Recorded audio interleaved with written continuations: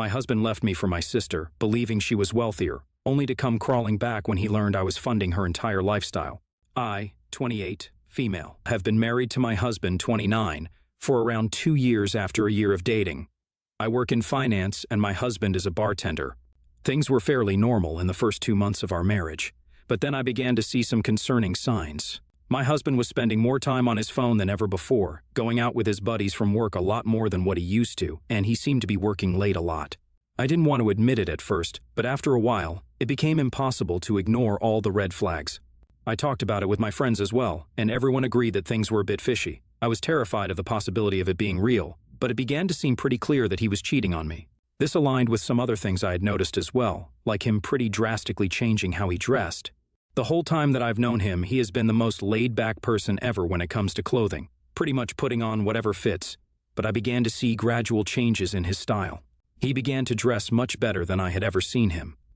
I know this may not seem like a big deal, but a man who has worn flannels and t-shirts his whole life suddenly caring about fashion struck me as weird, to say the least. I also began to notice that he grew physically distant from me as well, always coming up with excuses and just being uninterested in general. After around 3 months of being absolutely tortured, I finally confronted him. I asked him if he was seeing another woman, and from his deer-in-the-headlights expression, I knew that my suspicions were ripe. He told me that he met someone at work and that he's tired of our relationship.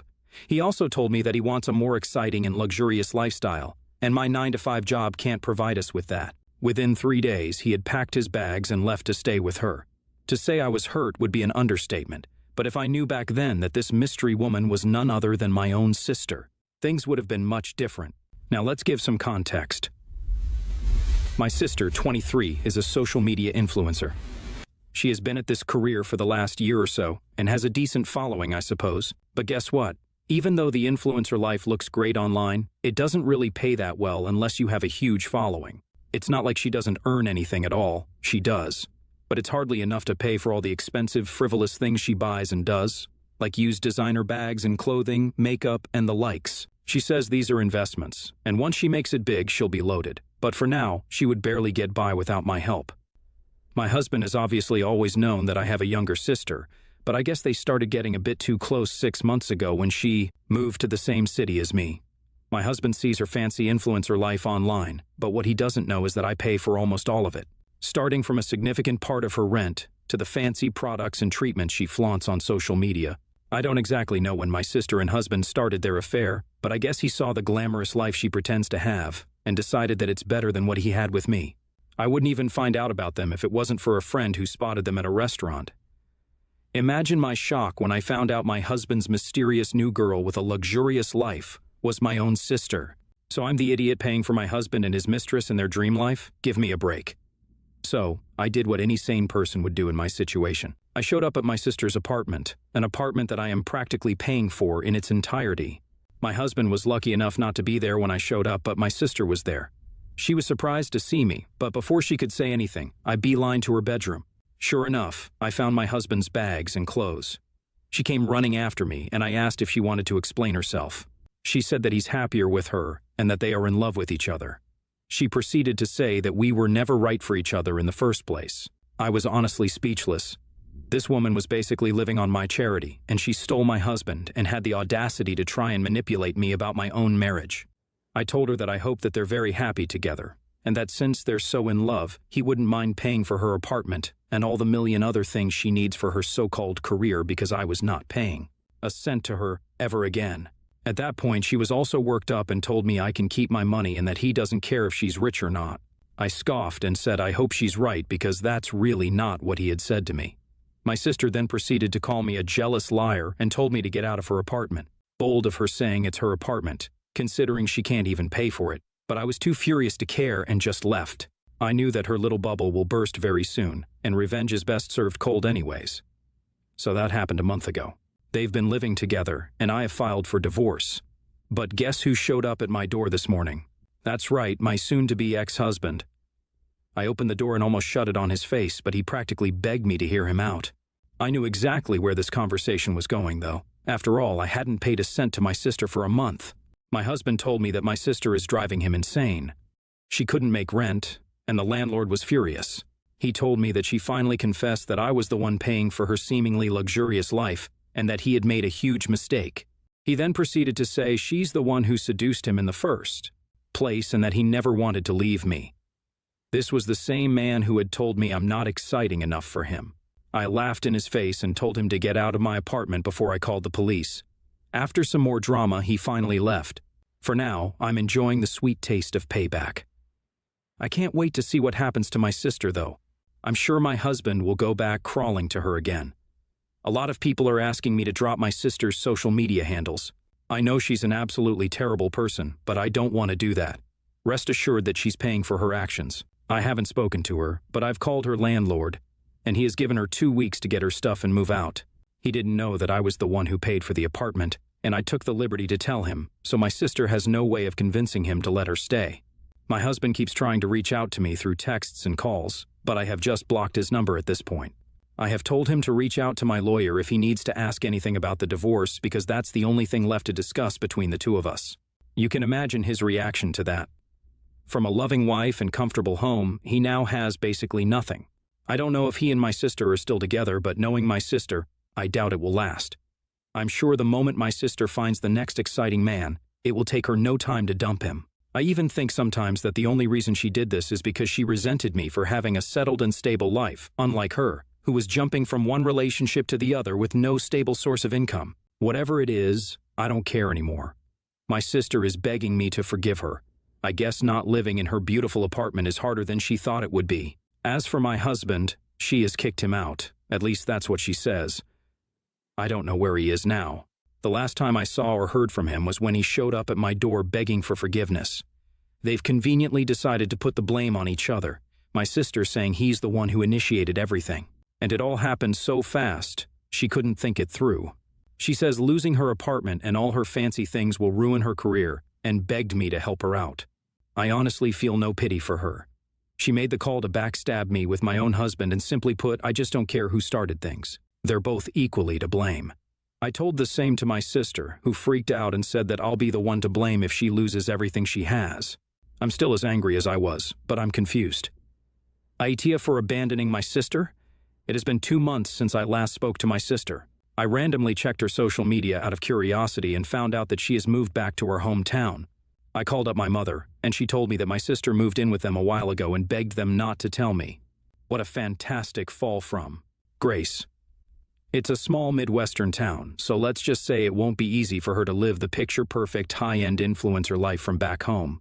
As for my husband, we're still in the process of getting divorced. He's making it difficult for no reason, but I have all the patience in the world. In other news, I have met someone.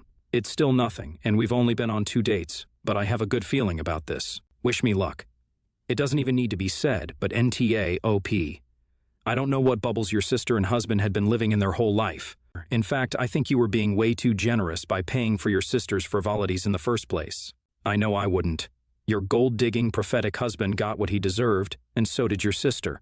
They truly make the perfect pair. Ha ha. You're way better off. NTAOP. Your sister and husband are disgusting. I think it's hilarious how your sister thought your husband actually loved her when he was actually after her money, which was, of course, your money in the first place. You did the absolutely correct thing by abandoning them both. That's exactly what they deserve anyway. I, 30, male, am married to my wife, Ellie, 29, female, and we are expecting our first child later this month. BG, Allie, and her brother, Leo, and late brother, Josh, were raised by my mother-in-law. Mother-in-law was a former foster child who never found a forever family in the system and was never able to track down any biological family, though she does believe she'd have half-siblings somewhere. When Ellie and her brother's dad then decided to quit his job and leave her on her own to raise the kids, she struggled. Then she lost Josh, the oldest, when he was 15 years old. It tore them apart and was yet another big hit for my mother-in-law, who did everything she could for her kids. Ellie has talked about how her mom suffered terribly with her mental health under the strain of everything, and how she's grateful that she was able to recover enough to be present in their lives today. Today, mother-in-law is starting to financially be in a better, more stable place, but she's far from rich. She's also not dropping everything to help her kids all the time. Ellie and Leo have told me before that their mom had to give away so much of herself when they were growing up, how to spread herself so thin that they don't think she could do it anymore because she had no support and only had her kids, who she didn't want to burden. So even though we live close to mother-in-law and Leo, she's not offering to be our child care, not that we expect her to. But I will get to why I say that, and she didn't pay for our wedding or throw us a big, massive baby shower. She's a wonderful person, and Ellie will always say she is the best mom and would never ever want to lose her. My parents were visiting this weekend, and we had an argument. Back when we were engaged, they had commented that our wedding was not as big as they would have expected, and that my mother-in-law had not paid for anything. I told him it was our wedding, not mother-in-law's, so she had no reason to pay for it. I told him not to bring it up again. They knew the history then, but it was bothering them that we chose to live close to her when she gives nothing and does nothing a mother and expectant grandmother should do. They then started talking about how it must kill my wife that her own mother doesn't care, is a crappy mother, and how they know she likely hoped mother-in-law would offer to watch our child while we both work and throw her a big baby shower and offer to be on hand to help with every little thing. I told them they had no right to speak about what my wife wanted, and how dare they judge mother-in-law so harshly when they know what she has been through. I told them I did not want them upsetting my family, wife, brother-in-law, and mother-in-law with those opinions, and I made them leave. They told me I was punishing them for having sympathy for my wife and for wanting better for her than her own mother does. They said I should have let my wife decide if they spoke out of turn, but she was upset. She simply knows I'm happy to step in and deal. But was my reaction too harsh? AEA? NTA, clearly, but there's a major issue here. Your parents are being ridiculous, and I'd make it very clear to them that it will never be tolerated because they'll keep pushing it. It's absolutely none of their business what your mother-in-law does, and it isn't any grandparent's job to offer childcare, and it's not any parent's job to pay for a wedding. These things are nice, sure, but not everyone is in that position, and no one has the right to demand these things from their relatives, and especially not the parents of the couple. What the hell is that about? I also want to thank you for standing up for your wife. I can't tell you how many stories I hear of the husband's parents treating people rudely, and he cowers instead of confronting them and sticking up for his wife and her family. You did a good thing here, but I expect it's not over yet. You will need to set a hard boundary in the near future. Your parents are absolutely not looking out for your wife by saying her mom doesn't care, knowing what she went through, and knowing your wife loves her. My friend, female 20, feels unattractive. She asked me, female 21, to help her glow up, and we talked about pretty privilege. It's not all sunshine and rainbows. As a former loner, I never received attention, and everything changed when my appearance became mainstream in college. My nerdy hobbies became quirky, instead of being made fun of. I told her about my ed and my relapses. She wanted to go through with it. We made a Pinterest board. I tried to follow a makeup tutorial to achieve a new look for her. The results were good, and I let her borrow my clothes and took Instagram pictures, and she wanted to share her new look. I was happy that she was. Happy. I used my products for the past months. I made a beauty box for her birthday using drugstore and high-end products. The total was $120 plus, but she meant more than that to me. After that, whenever I go to her room, the box is left untouched. It takes me 45 to 60 minutes to do her makeup. I'd work on hers first before mine when going out. Also upgraded her wardrobe within budget. Her personality became twisted. It led to an argument after bringing it up. She can't expect me to do her makeup whenever she wants to party. I need to work on my academics. I can't spend so much time doing her makeup for 7 days. She thinks I'm jealous of her newfound attention and said, "Unlike you, I'm not an anorexic." Hearing the last sentence hurt me. I said she shouldn't be a spoiled, entitled brat, expecting to be spoon-fed since I gave her all the resources. She stormed out of my room in tears. Our mutual friends ripped me apart. She reposted a TikTok about friends sabotaging each other when one's doing well and tagged me on her public story. I didn't engage with her and blocked her. We haven't talked in 2 weeks, and she came knocking on my door, begging me to do her makeup for Halloween since she's partying with her friends. This was the first time she apologized to me, and I just told her no. She made a scene outside my dorm. As an RA, I couldn't have someone crying in public and disturbing my residents. I let her in and gave her some tissues and water to calm down. She kept saying sorry, and I just asked her why she's here. She said that she can't do her makeup perfectly like how I helped her. I told her that she's on her own and she needs to leave. She's on her knees and begging me to help her since she doesn't have much time to get ready.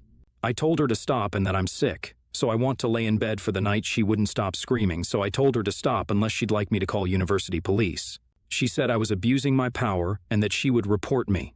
I encouraged her to go for it since anyone can call up or talk with the resident directors. At this point, I just wanted peace and quiet since I had a raging headache and was coughing like there's no tomorrow. I warned her one last time before she finally gave up and left. Wibta, thank you all so much for the support and advice. I definitely see things clearer now. I brought this up to my supervisor to keep her in the loop, And I've documented this whole situation. I also told our mutual friends, and they showed me screenshots of their conversations. She disrespected me even more, lol, but I'm not even surprised at this point. And yes, I know that it's now on TikTok as well. Thank you all for letting me know. I guess there's nothing I can do about the publicity of it all. I don't know if it's too much to make a burner account to tell the creator to remove it, but I did consider it. On the bright side, nearly all of our friends ended up taking my side, while only 2 didn't. I decided it's best to cut those 2 off along with her. Hopefully, I won't be hearing from them any longer. Also, my lab results are negative.